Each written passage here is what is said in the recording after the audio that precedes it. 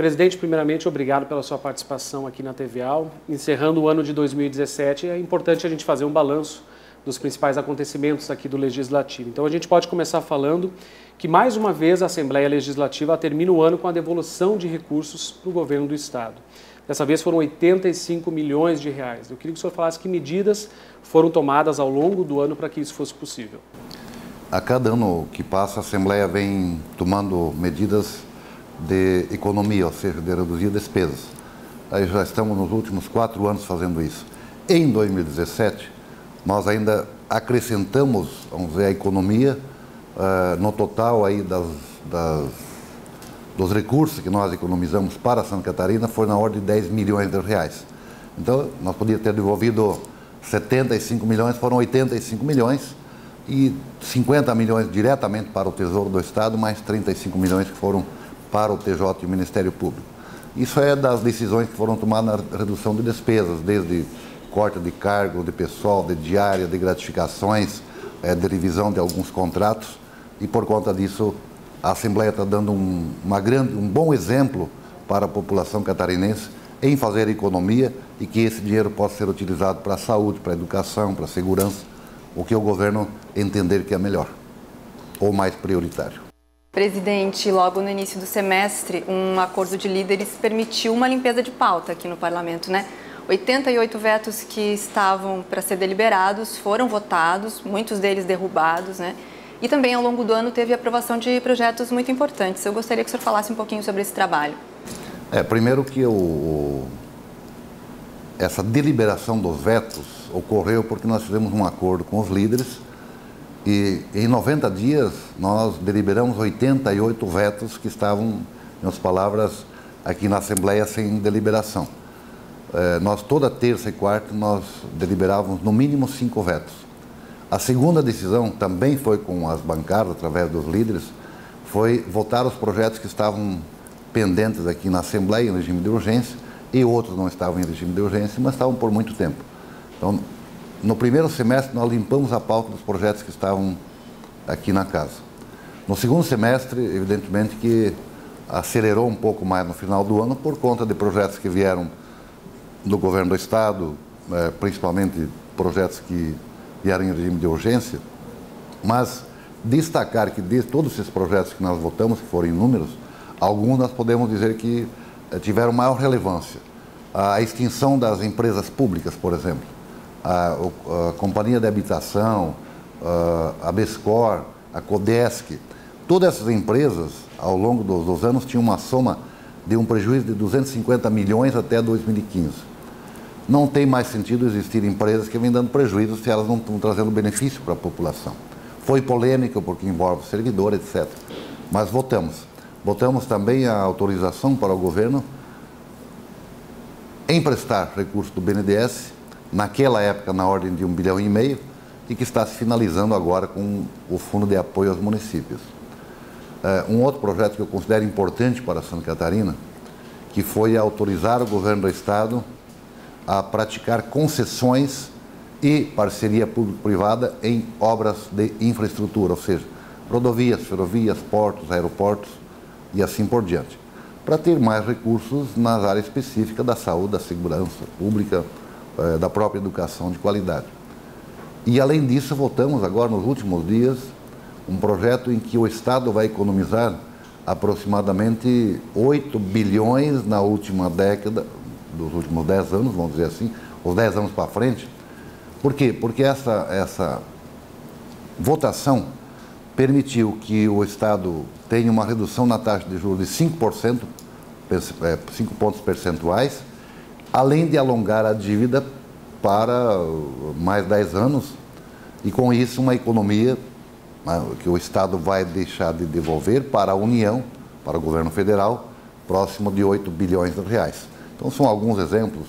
Outro exemplo foi o Porto de São Francisco, que também foi uma transformação de uma autarquia para uma empresa específica, muito polêmico, porque também envolve servidores, enfim.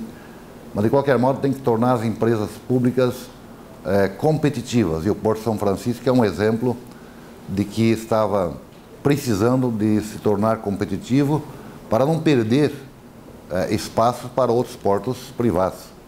E ele é um porto que não pertence só ao litoral, não só a São Francisco. Ele contempla o estado todo, principalmente porque a exportação de grãos, e principalmente do nosso oeste catarinense, são tudo realizado, ou a maioria realizada através do Porto de São Francisco do Sul.